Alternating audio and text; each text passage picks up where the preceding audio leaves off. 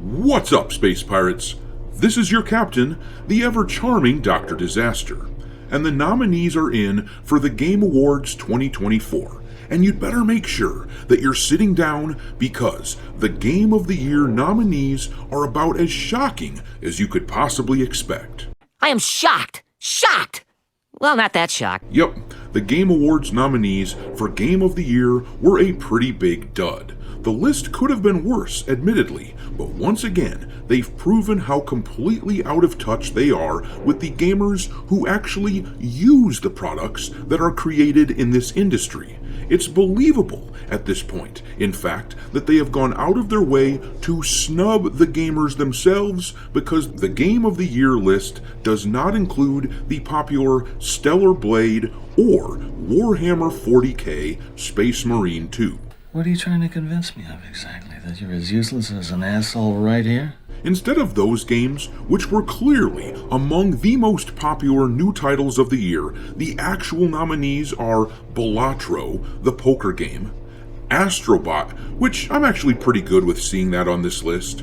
Final Fantasy VII Rebirth is on the list as well, alongside Metaphor ReFantazio. I guess those are fine. At least we didn't see Dragon Age the Veilguard on the list, but then we have Shadows of the Erdtree, the DLC for the Elden Ring, because of course, as we talked about yesterday, now they are permitting DLC into all categories, which is absolutely asinine. Well, guess what, buddy? I think you just fucking convinced me. And lastly, they did include what I think should be the clear-cut winner under normal circumstances, Black Myth Wukong.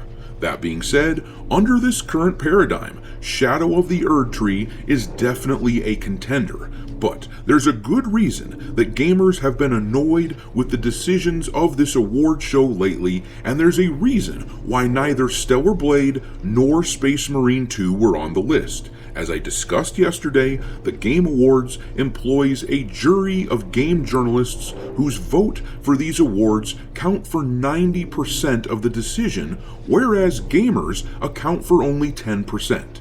And these jurors include the likes of IGN, Inverse, and Game Rant. But the Game Awards are so proud of themselves and what they're doing for the gaming community that they went ahead and hid their list of jurors so that you can only get screenshots like this one off of social media. You're so powerful you are. Why leave? I'm a real failure.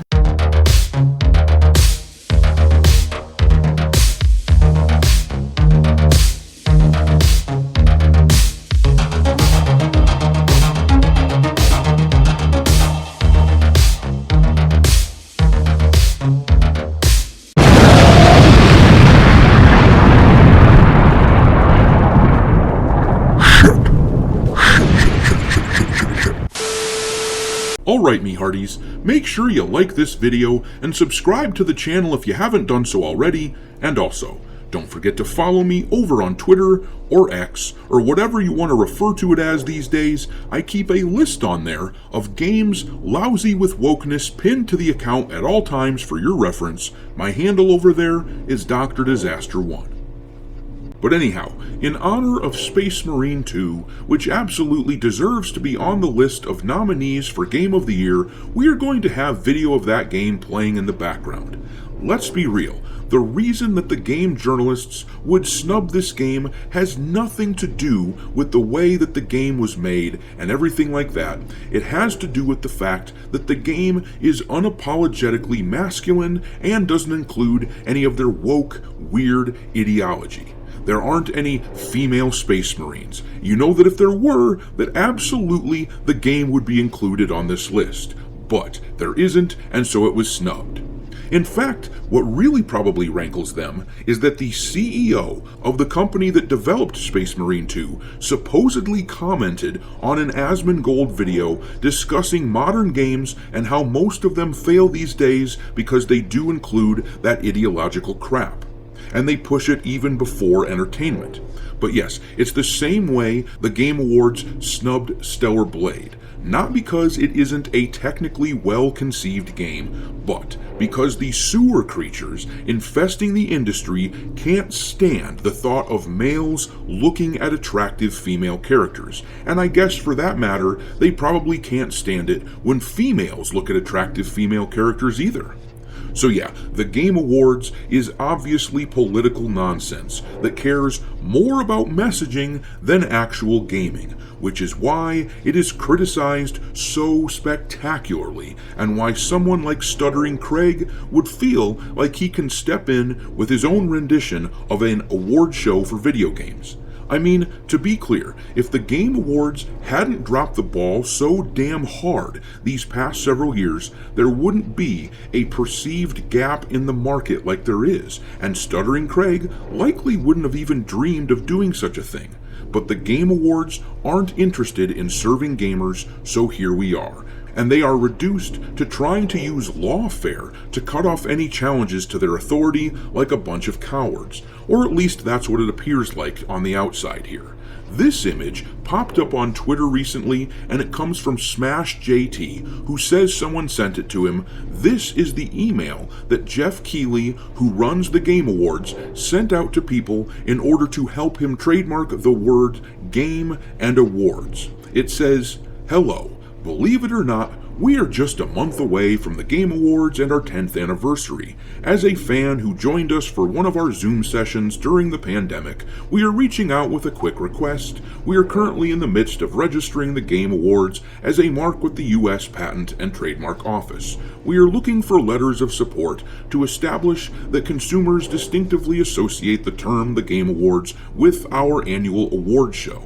If you do feel this way, could you please quickly DocuSign this form with your name? It should take about 30 seconds. In addition, if you want to reply to this email with any personal reflections with details on how you came to know and love the Game Awards, blah blah blah.